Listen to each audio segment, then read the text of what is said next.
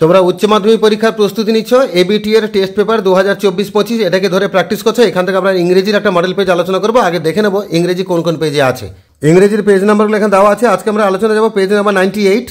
এর আগের যতগুলো মডেল পেজ আছে সবগুলো আলোচনা ভিডিও আমার চ্যানেলে আপলোড করা আছে, ভিজিট করো, প্লেলিস্টকে ক্লিক করো, ক্লাস 12 এর ভিডিও বার করো, সেগুলো পেয়ে যাবে। আজকে আমরা 98 পেজ আলোচনা করবো। সব দাগ নয়, 1-এর দাগ, 2-এর দাগ আর 4-এর দাগ। 1-এর দাগ এমসিকিউর দাগ, 2-এর দাগ এসিকিউর দাগ আর 4-এর দাগ হচ্ছে গ্রামারের দাগ। এই তিনটা দাগ খুবই স্কোরিং, 30-এর মধ্যে 30 পেতে হবে, যেমনটা থাম্বনেলে দেখেছো। তো আমরা 98 পেজে আলোচনা যাচ্ছি। আমরা পেজ নাম্বার 98-তে এসে গেছি। 1-এর দাগে এমসিকিউর দাগ। 1-এর দাগে the girl was getting off at, মেয়েটার নাম ছিল কোথায়? Saharanpur, option number C. আর 2-এর দাগে দ্য শিবা টেম্পল ওয়াজ, ওই শিব মন্দির কালামের ঘর থেকে কত দূরে? না 10 মিনিটস ওয়াক, 10 মিনিটের হাঁটা পথ দূরে। 3-এর দাগে Mrs Jones grip the boy by his shirt front, Mrs Jones রজারকে ধরেছিলেন তার জামার সামনের কলারটাকে ধরে। 4-এর দাগে the answer that the learn men gave the tsar were, শিক্ষিত লোকেরা রাজার যে উত্তরগুলো দিয়েছিল সে সবই উত্তর আলাদা আলাদা ছিল, ডিফারেন্ট, অপশন নাম্বার বি। কবিতা থেকে এমসিকিউ। 5-এর দাগে the poet claims that the poetry of earth is never seizing, কবি দাবি করছেন যে পৃথিবীর গান কখনো বন্ধ হয় না। 6-এর দাগে the phrase long strands of silver, এ লম্বা রূপলি রেখা, এটা বলতে নদীকে বলা হয়েছে স্ট্রিম, অপশন নাম্বার বি। আর তার সঙ্গে 7-এর দাগে the tree has grown by consuming the earth, গাছ বড় হয়েছে মাটি থেকে পুষ্টি রস নিয়ে। আর 8-এর দাগে the beauty is never lasting is the law of nature, তো যে কোনো জিনিসের সৌন্দর্য সেটা চিরস্থায়ী কখনোই হয় না, সেটা প্রকৃতির একটা নিয়ম, law of nature, option number A. আমরা নাটক থেকে এমসিকিউ যাবো। 9-এর দাগে when Chubukov sent Natalia to meet Lomov she was selling peas, যখন চিবুকপ তার মেয়েকে পাঠাচ্ছেন লোমভের সাথে সাক্ষাৎ করতে, সেই সময় নাটালিয়া কিন্তু ছাদের উপরে মটরশুটি শুকাচ্ছিল, option number D, selling peas. 10-এর দাগে Chubukov accuse that Lomov family suffer from lunacy, Chubukov দাবি করছেন যে লোমভের পরিবারে নাকি পাগলামি রয়েছে, লুনাসি মানে পাগলামি। আর 11 থেকে Natalia's family had lent Lomov the previous year threshing machine, নাটালিয়ার পরিবার লোমভকে গত বছর সাহায্য করেছিল কি দিয়ে? ধান ঝাড়াই মেশিন, থ্রেসিং মেশিন, এটা দিয়ে।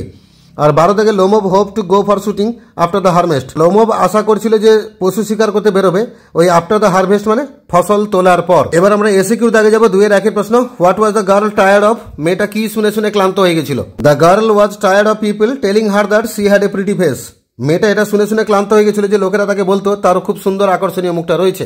2-এর দাগে for how long was the narrator prepare to sit on the train, বক্তা ওই ট্রেনের মধ্যে বসতে কতক্ষণ রাজি ছিলেন? The narrator was prepare to sit there for almost any length of time just to listen to the girl talking, বক্তা যে কোনো সময় ধরে ওই ট্রেনে বসতে রাজি ছিলেন শুধুমাত্র মেয়েটার কথা শোনার জন্য। আর 3-এর দাগে who was a close friend of Zainul Abdin, Zainul আবদিনের সবচেয়ে কাছের বন্ধু কে ছিলেন?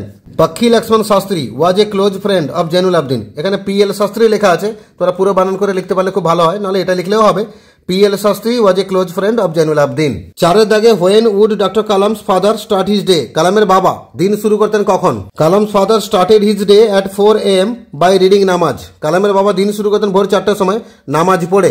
5 থেকে what was the parting advice of Mrs Jones to the boy, Mrs জোন্সের শেষ উপদেশ রজারের উদ্দেশ্যে, ছেলেটার উদ্দেশ্যে কি ছিল? Mrs Jones finally advised the boy to behave himself, Mrs Jones অবশেষে ছেলেটাকে উপদেশ দিয়েছিলেন আচরণ ঠিক করতে। আর 6 থেকে হাউ ওল্ড ওয়াজ রজার, রজারের বয়স কত? Roger was 14 or 15 years old, রজারের বয়স ছিল 14 কিংবা 15 বছর। আর 7 থেকে where did the hermit live, hermit বাস করতেন কোথায়? The hermit lived in a hut inside a wood, hermit বাস করতেন একটা বনের মধ্যে একটা ছোট্ট কুটিরে। 8-এর দাগে why was the tsar glad, রাজা খুশি হলেন কেন? The tsar was glad to have made peace with an enemy, রাজা খুশি হলেন একটা শত্রুর সঙ্গে সহজে বন্ধুত্ব বানিয়ে নিয়ে। এবারে কবিতা থেকে এসে কিউ। 9-এর দাগে what will happen to the bleeding bark, ওই রক্তাক্ত ছাল তার ক্ষেত্রে কি ঘটবে? তাহলে the bleeding bark will heal again and curl green twigs will rise from close to the ground, রক্তাক্ত ছালটা সারিয়ে উঠবে, সেরে উঠবে এবং কোঁকড়ানো সবুজ ডালাপালা গজাবে মাটির কাছাকাছি ওই অংশ থেকে। 10-এর দাগে what remains hidden inside the earth, মাটির তলায় কি লুকানো থাকে? The root remains hidden inside the earth, মূল লুকিয়ে থাকে মাটির তলায়। 11 থেকে what will give life to the poet's friend, কবির বন্ধুকে জীবন প্রদান করবে কে? The poet's immortal verse will give life to the friend, কবির যে অমর কবিতা সেটা তার বন্ধুকে জীবন প্রদান করবে। 12 থেকে whose gold complexion is being spoken of, এখানে কার সোনালী রঙের কথা বলা হচ্ছে? The sun's gold complexion is spoken of, এখানে সূর্যের উজ্জ্বল সোনালী রঙের কথা বলা হচ্ছে। 13 দাগে হোয়াই ইজ দ্য সোলজার পেল, সৈন্যটা বিবর্ণ কেন? The soldier is pale because he is dead, সৈন্যটা বিবর্ণ কারণ সে মারা গেছে। 14 দাগে how is the smile of the young soldier, ওই সৈন্যটা হাসিটা কিরকম? The soldier's smile is gentle and without guile, সৈন্যটা হাসি হচ্ছে ভদ্র শান্ত হাসি, তাতে কোনো অভিনয় নেই। 15 থেকে what do the tired birds do in summer, ক্লান্ত পাখিরা গরমকালে কি করে? The tired birds hide in the cooling trees, ক্লান্ত পাখিরা গিয়ে লুকোয় ঠান্ডা গাছে। আর 16 দাগে which season does the sestet of the poetry of earth portray. Poetry of earth কবিতা সেস্টেট মানে শেষ 6 লাইন, সেখানে কোন ঋতুর কথা বলা হয়েছে? The sestet portrays winter season. এই শেষ 6 লাইনটা কিন্তু শীতকালের কথা বলছে। আমার গ্রামারে যাবো, একের দাগে she would forget our brief encounter, voice change করতে বলেছে। Our brief encounter would be forgotten by her. 2 এর দাগে I have not any right to count on your assistance, আমার কোনো অধিকার নেই আপনার সাহায্য চাইতে আসার, এটাকে হ্যাঁ বাচক করতে বলেছে, affirmative. I am without any right to count on your assistance. 3 এর দাগে you are tired said the tsar let me take the spade and work a while for you, narration change করতে বলেছে। The tsar said that he ব্র্যাকেটে hermit লিখবে was tired and requested to let him take the spade and work a while for him, এখানেও ব্র্যাকেটে hermit লিখবে। 4 এর দাগে guess is worse than squeezer, positive degree করতে বলেছে। Squeezer is not so bad as guess. 5 এর দাগে sing the jar he greeted him and went on digging, split করতে বলেছে, দুটো সেন্টেন্স বানাতে হবে, দুটোকেই সিম্পল হতে হবে। Seeing the jar he greeted him একটা বাক্য, হি ওয়েন্ট অন ডিগিং এটা সেকেন্ড বাক্য। 6 এর দাগে her voice had the sparkle of a mountain stream, স্পার্কেলকে ভার্ব করতে বলেছে, তাহলে her voice sparkled like a mountain stream. 4 এর বি দাগে আর্টিকেল প্রিপোজিশন, উত্তর সহ বাক্যগুলো বলে দিচ্ছি, শুনে নাও।